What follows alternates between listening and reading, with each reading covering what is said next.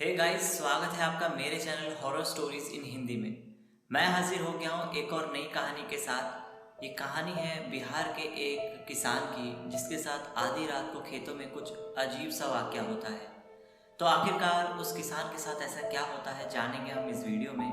लेकिन उससे पहले अगर आपने मेरे चैनल को सब्सक्राइब नहीं किया है तो सब्सक्राइब करें और बेल नोटिफिकेशन को ऑन कर लें।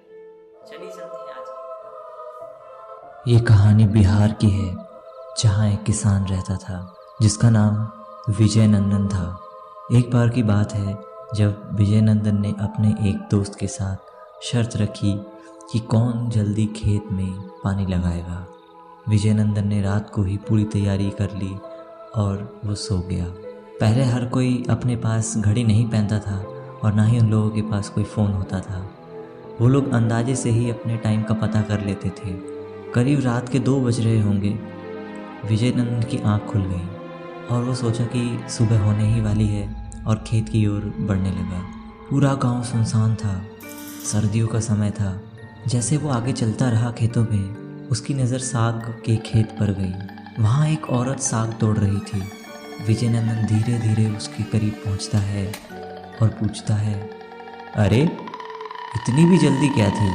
सुबह होने तक का तो इंतज़ार कर लेती। इतनी रात को अंधेरे में तुम्हें क्या साग में दिखाई देगा?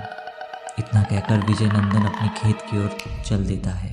अचानक विजय नंदन को ऐसा एहसास होता है कि जैसे मानो कोई तेजी से उसके पीछे भाग कर आ रहा हो।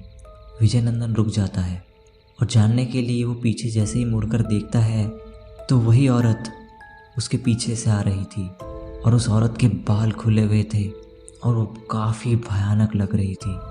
ये सब देखकर विजय नंदन की सांसें रुक गई। वो औरत ऐसा मानो हवा में उड़कर आ रही हो।